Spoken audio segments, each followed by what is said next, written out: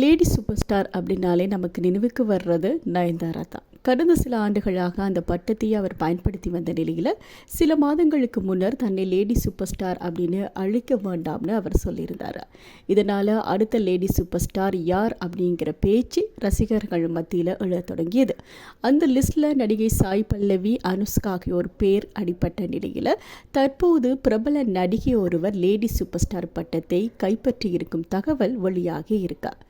அந்த நடிகை வேறு யாருமே இல்லை, கூலி படத்தில் வில்லியாக நடித்து பிரபலமான கன்னட நடிகையான ரச்சிதா ராம்தான். இவர் தன்னுடைய பிறந்தநாளை அண்மையில் கொண்டாடிய நிலையில் அந்த நேரத்தில் இவரினுடைய பிறந்தநாள் சிறப்பாக இவர் நடிக்கக்கூடிய கன்னட படங்களினுடைய அப்டேட் வெளியிடப்பட்டிருக்கு. அதில் அவர் கதையினுடைய நாயகியாக நடிக்கும் லேண்ட் லார்ட் திரைப்படத்தினுடைய கிளிம்ஸ் வீடியோ வெளியிடப்பட்டிருக்கு. அதில் நடிகை ரச்சிதா ராமினுடைய பேருக்கு முன்னால் லேடி சூப்பர் ஸ்டார் அப்படின்னு குறிப்பிடப்பட்டிருப்பதா சொல்லப்பட்டிருக்கு.